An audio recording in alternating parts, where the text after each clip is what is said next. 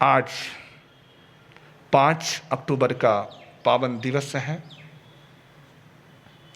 5 अक्टूबर यानी हमारे अपने श्रवण संघ के युवाचार्य श्रद्धेय श्री महेंद्र ऋषि जी महाराज साहब का पावन जन्म दिवस।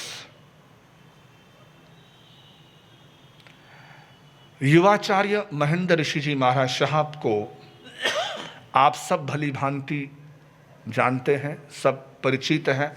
यहाँ बैठे हर कोई उनके दर्शन कर चुका है, दर्शन कर रहा है और करते ही रहे, यही हमारी सद्भावना है। कैसा निर्मल व्यक्तित्व है, कितने सरल व्यक्तित्व के मालिक हैं। मात्र छोटी सी अवस्था में, 7 वर्ष की अवस्था में गुरुवर की शरण मिली, गुरु आनंद की शरण मिली। स्वार्थी लालजी साहब भटेवरा और लीलाबाई भटेवरा, उनकी ये संतान, उनके ये पुत्र। और पुना निवासियों के लिए तो बड़ी गर्व की बात है कि सब उनका जन्म भी पुना क्षेत्र में ही पड़ता है और दीक्षा तो पुना ही है। चाकन भी पुना का ही हिस्सा है और पुना तो पुना है ही। तो पुणेकर बड़े भाग्यशाली हैं, है ना, बहुत सौभाग्यशाली है कि जन्म भी यहाँ पर हुआ और दीक्षा भी यहाँ पर हुई। कितनी बाल अवस्था में माँ के संस्कार काम आए। माँ की एक भावना थी, माँ की कामना था कि मेरी एक संतान दीक्षा ले।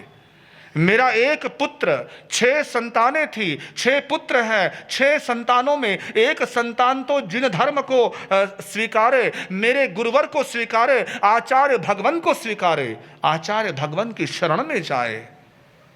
और अपने बेटे मंजू से कहती, बेटा तू मेरी ये भावना पूरी कर दे, तू मेरी ये अभिलाषा पूरी कर दे। मंजू भी कहता है, बिल्कुल माँ, मैं अपने गुरुदेव के पास रहूँगा, जाऊँगा। और गुरु शरण में जो जुड़ गए, लग गए गुरु शरण में। ऐसी लगन लगी कि बस फिर कभी गुरु शरण से अलग, गुरु चरण से कभी पृथक नहीं हुए। और भगवान का ऐसा पुण्य प्रताप और ऐसा उनका आभा वलय और ऐसी उनकी शिक्षाएं जिनको आत्मसात किया वर्तमान हमारे युवाचार्य भगवंत ने। कैसी कृपा रही। शिष्यों की श्रृंखला में सबसे अंतिम शिष्य यही है, सबसे आखिरी शिष्य, छोटे शिष्य युवाचार्य प्रवर ही है। इनके बाद फिर कोई भगवान का शिष्य प्रशिष्य बने हैं, है ना। कोई शिष्य ये आखिरी शिष्य ही है, महेंद्र ऋषि जी आखिरी शिष्य ही है भगवान के। और सबसे छोटे लाडले, छोटा बच्चा तो वैसे ही बड़ा प्यारा होता है, मन भावन होता है, मन को मोहता है, बड़ा प्यारा। आचार्य भगवान को बड़ा प्यार इस छोटे बच्चे से, बड़ा लगाव था। मंजू मंजू कहकर ही बुलाया करते थे, चाहे दीक्षा ली उसके बावजूद भी वो अपने चेले को मंजू कहकर ही पुकारा करते थे, मंजू कहकर ही बुलाया करते थे। और जहाँ इतना प्यार है वहीं पर उतना ही अनुशासन भी था कि यदि पढ़ना है तो पढ़ना ही है। पढ़ाने के समय जो पंडित जी जैसा कहें वो आपने सुनना है, वैसा आपने करना है, क्योंकि वही पढ़ सकता है, वही बढ़ सकता है, वही जीवन को गढ़ सकता है जो अनुशासन को सह सकता है। जो अनुशासन को नहीं सहता वो कभी अपने जीवन का निर्माण नहीं कर सकता। पत्थर वही मूर्ति बना करता है जो पत्थर, हथौड़ी और छेनी के वार सहा करता है, सह जाता है।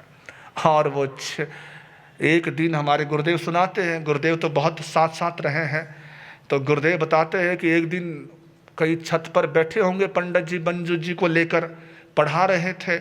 अब किसी बात पर पंडित जी को गुस्सा आ गया, सामने वाला विद्यार्थी किसी बात को समझ नहीं पा रहा था, तो पंडित जी ने एक झापड़ मार दिया, एक चांटा लगाया। जैसे ही चांटा लगाया तो बच्चा था, एकदम से रोने की आवाज़ नीचे आई। जोर से चिल्लाया, रोया, तो आवाज भगवान के कर्ण कुहरों में आई, कानों में गूंजी।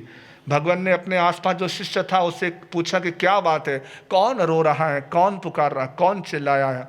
तो कहा कि गुरुदेव, ऊपर मंजू बैठा है, उसको पंडित जी ने अनुशासन के लिए चांटा लगाया है। और जैसे ये सुना मंजू, उसी समय वो दौड़ता दौड़ता उतनी देर तक आ गया भगवान के पास कि भगवान मुझे पंडित जी मारते हैं। भगवान ने कहा नहीं, पंडित जी तुम्हारे अच्छे के लिए मारते हैं, तुम्हारे भले के लिए समझाते हैं। तुम पंडित जी का कहना मानो, पंडित जी का जैसा पंडित जी कहे वैसा करो तो तुम्हें मार नहीं पड़ेगी।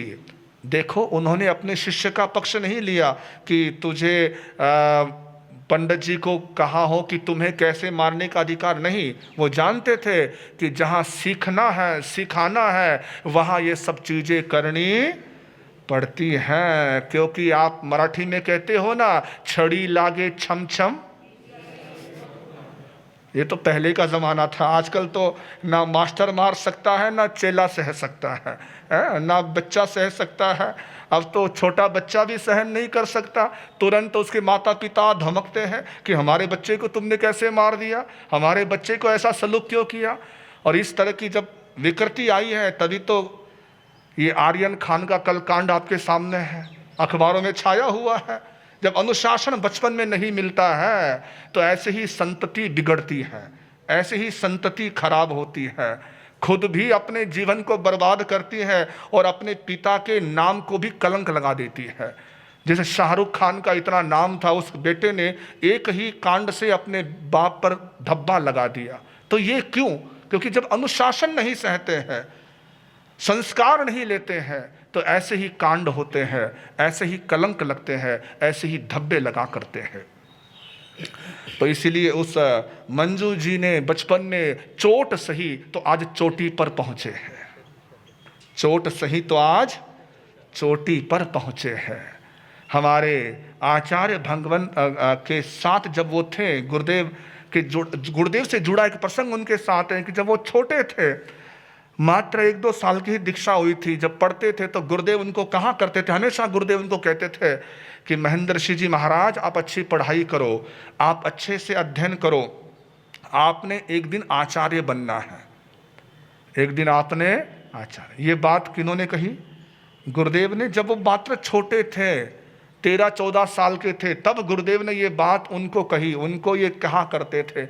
और आज भी महाराज साहब को वो बात युवाचार्य जी को याद है। वो जब भी कभी बात होती है, संपर्क होता है, तब कहते हैं कि हमारे उप प्रवर्तक श्री जी ने उस समय ही मुझे कह दिया था कि तुमने आगे जाकर आचार्य बनना है। तो ये गुरुदेव की साधना है और उनकी अपनी ज्ञान आराधना है, गुरु समर्पण है, बहुत अद्भुत समर्पण अपने आचार्य गुरुदेव के प्रति।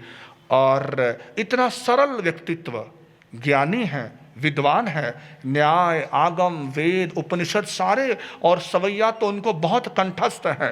त्रिलोक ऋषि महाराज का, या हम यूं कह सकते हैं कि आचार्य भगवंत पूज्य गुरुदेव श्री आनंद ऋषि जी महाराज की जो ज्ञान संपदा थी वो सब उनको मिली है। जितने अभंग भगवन गाया करते थे, सवैया गाया करते थे, जितने दोहे बोला करते थे, भजन गाते थे, वो सारे इनको याद है, सारे भगवान ने इनको सिखाए, इनको कंठस्थ है। तो ज्ञान संपदा के उत्तराधिकारी बने और पट्ट के भी उत्तराधिकारी बनने हैं। पट्ट पर भी, उस आचार्य पट्ट पर हमारे इंदौर सम्मेलन में जहाँ कई सारे संत उम्मीदवार थे और एक से एक धुरंधर थे, एक से एक प्रखर थे और कांटे की टक्कर थी, और उस माहौल में, उस परिवेश में हमारे वर्तमान आचार्य ने यदि किसी को चुना तो किसको चुना हो? महेंद्र सिंह। क्योंकि सब चीजें आचार्य देखता है कि भावी नेतृत्व जिसने करना है उसमें विद्वत्ता भी चाहिए और सरलता भी चाहिए, विनम्रता भी चाहिए, उसमें सहजता भी चाहिए। हाँ, और ये आचार्य पद, युवाचार्य पद, ये ऐसा है जो किसी मांगने पर नहीं मिलता है ना। चाहे कितनी उम्मीदवारी कोई करे, कितना ही कहे कि मैं योग्य हूँ, मुझे मिल जाए, कोई मांगने से नहीं मिलता। इन्होंने भी कोई मांगा नहीं, ये तो स्वयं आचार्य ने डिसाइड किया, मूर्धन्य संतों ने डिसाइड किया कि आने वाले समय का नेतृत्व यदि इन सब संतों में कोई कर सकता है तो वो कर सकता है ये महेंद्र ऋषि जी, महेंद्र ऋषि कर सकते हैं। ये सबको साथ लेकर चल सकते हैं, सबको मिलाकर चल सकते हैं। और बहुत प्रसन्नता है कि ऐसे युवाचार्य जी का वर्तमान में जो चातुर्मास है वो इसी पूना की ही इस परिधि में है, पूना की ही सीमा में है। वैसे तो है तो पूना की सीमा, लेकिन बहुत दूरी है, बहुत दूर है, नहीं तो हम ज़रूर वहाँ पर पहुँचते हैं। गुरुदेव ज़रूर शुभकामना देने के लिए प्रत्यक्ष उपस्थित होते, किंतु दूरियाँ इतनी है, ये एक छोर है, वो दूसरा छोर है। पूना के दो अलग अलग छोर है, दो अलग अलग हिस्से हैं, लेकिन गुरुदेव की शुभकामनाओं का ये जो पाथेय है, शुभकामनाओं का जो संदेश है, ये हमारे अध्यक्ष महोदय अपनी कार्यकारिणी के साथ अभी जाने वाले हैं। तो अध्यक्ष महोदय अपने सभी साथियों के साथ वहाँ जाएंगे और गुरुदेव की ओर से भी उन्हें शुभकामनाएं, मंगल कामनाएं जन्म दिवस की अर्पित करेंगे, समर्पित करेंगे। वहाँ जाकर गुरुदेव की ओर से भी आप शुभकामना ज़रूर दीजिएगा, ज़रूर कहिएगा। गुरुदेव का पत्र भी साथ ले जाइएगा, शुभकामना संदेश। वे स्वस्थ रहे, मस्त रहे, प्रसन्न रहे, दीर्घायु हो, चिरायु हो, सहस्रायु हो। उनके मार्गदर्शन में श्रमण संघ उन्नति करता जाए, प्रगति करता जाए, विकास करता जाए। और वैसे भी जब वो संतों के बीच में खड़े होते हैं ना, तो सबसे लंबे दिखते हैं।